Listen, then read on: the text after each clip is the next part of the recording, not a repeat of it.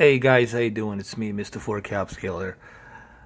I was debating whether or not I should do this video, and I decided, well, why not? Because I've been watching ever since I did that video for the E3 announcement of the Xbox One X and the pricing, and on my video I got pretty good response. A lot of people agree with me that the price, it's justifiable for this console considering what's inside the console, considering the value you're getting with this console. But then I looked on the other big giant celebrity YouTubers. I'm not gonna name any names, you all know who they are, I don't need to name them. And the outcry of the pricing, as if it's like $1,000 or $1,200 or something like that. It's only $100 more than the PlayStation 4 Pro. But here's the thing. This is what I want to talk about. Let me first say that I do follow Digital Foundry, and I do watch them. I am subscribed to them, but there's times when I have to disagree with them.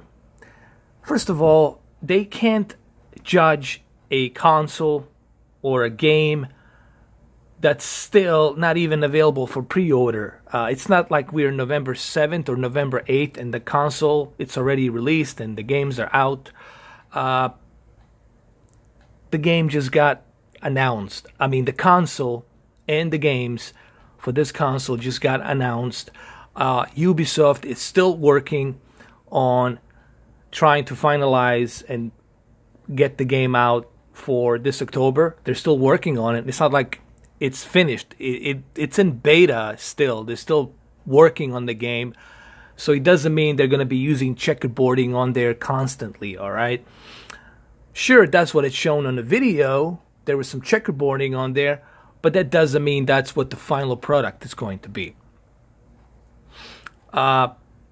And then you have Forza 7 that runs in a true native 4K with HDR and high detailed textures. So, I mean, there is a game right there, Forza 7, very intensive DirectX 12, from what I understand, DirectX 12 game that's very intensive on the GPU, textures, HDR, native 4K, and it's running at a steady 60 frames per second. So didn't that right there show you that this is a native 4K console?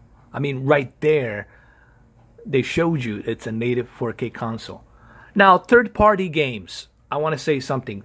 Guys, third-party games, there's nothing Phil Spencer can do about that. Phil Spencer cannot make third-party developers, hey, make sure you utilize the raw power of this console. He gave a lot of these third parties a Project Scorpio developer kit console, which is the same exact Xbox One X console. He gave it to all of these developers. So if they want to utilize the power, they got plenty of time to do so. Or they can do it through updates, all right? But the reason I got a little bit upset with Digital Foundry is the way they were like putting down. They made like 2 or 3 videos about Xbox One X. I only made one video, and that was it. It was my reaction on E3. Now this is the second one because I just couldn't help myself, but just something I have to talk about. I don't think it's fair the way Digital Foundry is putting down the Xbox One X. Number one, Phil Spencer did say that it will utilize native 4K 60 frames per second on their first-party games. It will utilize it in all of the games, like their first-party games. I know they're cross-platforms, but they're still first-party games from Microsoft, from the Xbox. And I'm talking about Gears of War 4, Forza Horizon 3, and yes, Forza 6 will utilize it as well, and Forza 7, obviously. Third-party games, guys, you have to understand, Phil Spencer has no overseeing of that. What he is doing, he's giving the third-party developers an option to utilize this power of this console. They can utilize that power if they want to. But for everyone, including Digital Foundry and other big YouTube celebrities, to pretty much already judge the console without even being released, without even you having it in your possession, it's kind of ridiculous. And then the pricing. Now let's talk about the pricing. $500. You know what's ridiculous? It's ridiculous that you have to spend $500 on a 4K player. Okay? It's ridiculous that you have to spend $500 on the VR headset plus the PC for the Oculus. That's what's ridiculous. It's ridiculous you have to spend $500 on yes, Nintendo Switch. When I say 500, because that's the only way you can get it right now. Okay? With the accessories, with the bundles, third parties, that's what's sad, that you have to spend that kind of money on something that doesn't even have that much of a value. I'm talking about a value here. To me, Nintendo Switch doesn't have that value to be costing that much, okay? Because there doesn't have that much of variety for me. It doesn't interest me, okay? Number two, PlayStation VR is just sitting here. I have it. It just sits here collecting dust because there's nothing there for me to play. And it's costing $400 plus camera, plus move controllers, $500, okay? See, I'm trying to give you guys a comparison that I can point out singly. I can point out other devices that cost $500 or even more, and they're not even worth that much of a value. This thing here, let's talk about what you're getting inside this box for $500, okay? Oh, let's say $540 plus tax. Okay, $540 with tax. Here's what you're getting. You're getting this game to be played in true native 4K HDR on your beautiful C7 OLED or A1E OLED TV. Steady 60 frames per second. All the textures are set to the highest possible detail. All of the graphical filters are turned on to give you the best possible DirectX 12 experience. And that's what you're getting. This is just one aspect of what you're getting with $500. Now let's scroll down here. Now look at this chip. This is 40% more power than any other console ever. So when this thing gets released, this will be the most powerful chip in a console to date. Okay? And that's what you're getting for $500. Smoother gameplay, 8-core custom AMD CPU, clocked at 2.3 GHz to bring you enhanced AI, real-world detail, smoother interaction to your gaming. Big memory, 12 gigabytes. Not some DDR3, but 12 gigabytes, GDDR5. As if this chip wasn't enough of a power, they also added 12 gigabytes GDDR5 graphical memory RAM. So yeah, that's what you're getting for $500.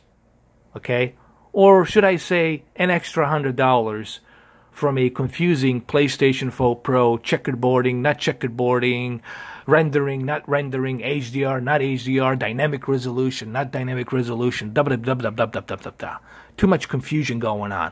Either A, you're going to be a 4K console, or what are you? And how many PlayStation 4 Pro enhanced games there are? Why aren't all of the games since 2013, why aren't they all of them being utilized to take the power of the PlayStation 4 Pro? Why? Why not? You have that 4.2 teraflops, why not use it? I'm just saying. This console will do that. Xbox One X will make all of your games run smooth. It don't matter if you have a 4K TV or not. I mean, you should have a 4K TV to truly experience this console. But even without 4K TV, your games will still look great. 6 teraflops GPU that enables 4K environments and characters become more realistic than ever. Faster load time with the memory bandwidth. It has 326 gigabytes per second.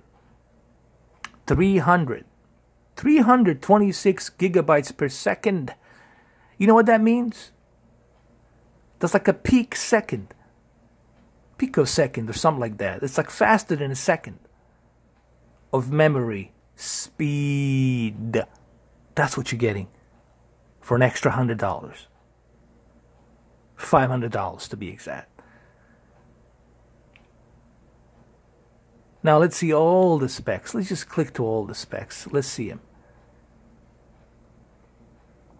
Now they call it Scorpio Engine because it was first utilized as a project, Scorpio. So that's why they named it Scorpio Project. And then they renamed it to finalize it as Xbox One X. But just look and see what this thing has for $500. That's why it cost $500. And then for all of you out there to say that it's not worth it, $500, that even comes with a 4K UHD player. You're also getting a 4K UHD player. Okay, you want to buy a 4K UHD player? You know how much it's going to cost you? Close to $300. Okay, $250 plus tax, $270. So right there, you're cashing out $300 just for a 4K player alone. And you're trying to tell me that that comes with this box, not only does it comes with all this power that has inside, but on top of that, it comes with a 4K player. Right off the gate, you get to watch 4K movies. You trying to tell me it's not worth it? $500? I mean, come on. It has a pretty cool cooling fan built inside of it as well. I'm just showing you all of this stuff just so you understand what you're getting. Plus, you're getting 8 gigabyte flash memory. 1 terabyte hard drive. 1 terabyte right there. How much is going to cost you to buy a 1 terabyte? Probably like $89, $90. It has AMD FreeSync, HDR10 support, has 2.0 60 Hz AMD FreeSync, so you can plug this baby into your AMD FreeSync monitor. Has a 4K UHD optical disk drive. I mean,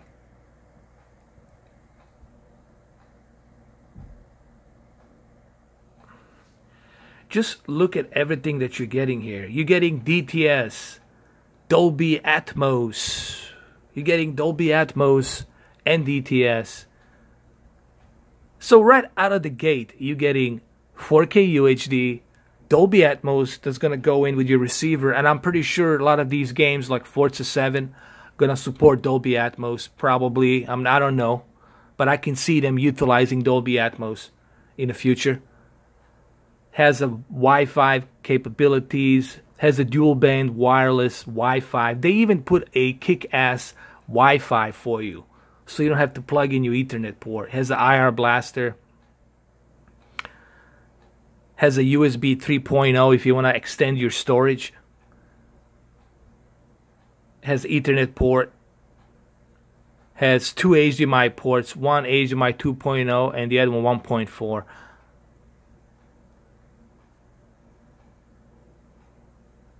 I mean, so when people start telling me that it's not worth $500, that I'm like, I beg to differ. I said, hey man, look at the value you're getting here. All of these components are expensive. They're not that cheap. What they put in here is not exactly cheap. So with one box, you're getting 4K gaming, HDR, Dolby Atmos, 1 terabyte hard drive, kick-ass memory, bus speed, 12 gigabytes, GDDR5, 6 teraflops, etc., etc. 4K streaming, HDR, and who knows, maybe in the future they might even do a Dolby Vision update. Who knows?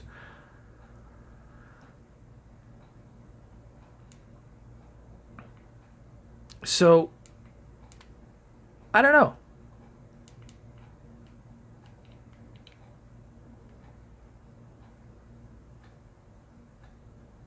So for people who talk about Xbox One X and it's too overpriced, really, man? You know what's overpriced? It's the Nintendo Switch. They charge you $100 for a plastic stand, for an extra plastic stand. And the Joy-Cons, they're like $80 each. And the controller, it's also $80 each. And the games, they're like $60 each. That's what sucks. And the lousy memory storage it has in there, that's what overpriced for $400 something. A PlayStation 4 Pro that doesn't support that many games in 4K natively, or some games are checkerboard, some games are enhanced, like Dirt 4 uses a little bit of enhancement, not resolution-wise, but just a little bit of textures here and there, stuff you barely can notice. So it's not a true 4K console and doesn't even have a 4K player in it. And you're going to spend $430, $440 for that thing. Yes, look, we're buying Sony. I bought Sony because of exclusives. The one thing that Sony's got going on, to be fair, is exclusives. And that's what they got going on. But for people to say that it's not worth it, come on. There's your exclusives right there. Let's look at all the exclusive games they're going to be getting. Let's click on them. Let's see all of these 4K exclusive games they're going to have.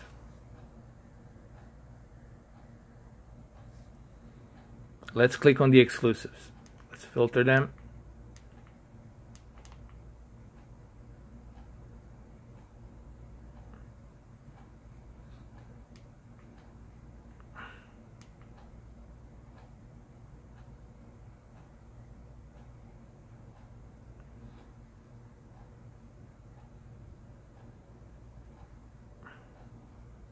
Okay, so they got Forza 7.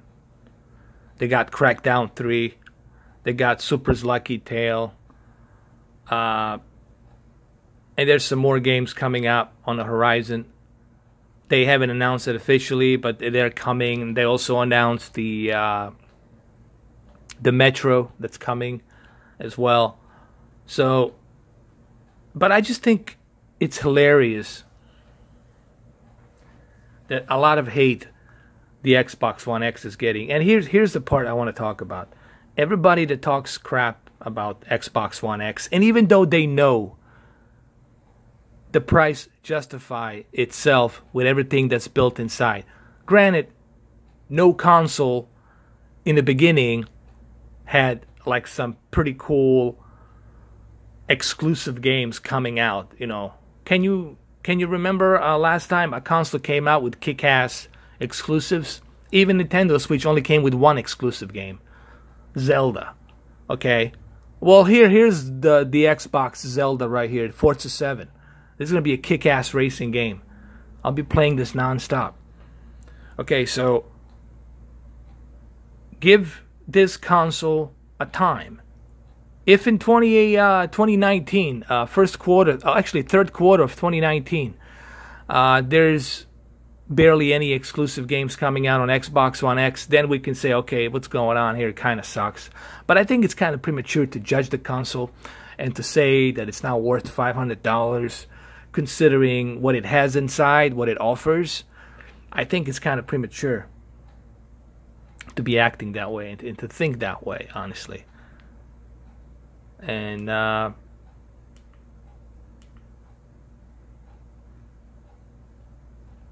I don't know. I mean, I don't know what else I can say except that I personally stand by my opinion that I made in a video that I did on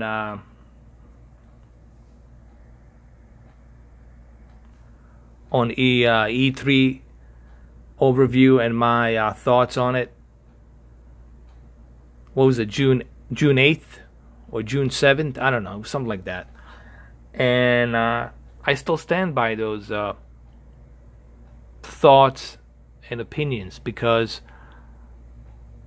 I truly believe that this console it's worth $500. I truly believe because what they have shown me, what's inside here, yeah, you're getting a great value here, man. Let's say you somebody looking to buy a 4K TV and also looking to enjoy 4K movies, 4K streaming. Okay, you're not going to bother going looking for Roku 4K. You're not going to bother looking for Android Shield. You're not going to bother spending $300 for 4K player. You're just going to buy two things, a 4K TV, OLED, and then this console. And with this console, you're good to go. You got all your streaming. 4K HDR streaming. You got it all here. You got all your 4K gaming. You got it all here. You got all your 4K movies. Because you have that 4K UHD player built into it. It's all there. You need Dolby Atmos. This thing comes with a Dolby Atmos through your receiver.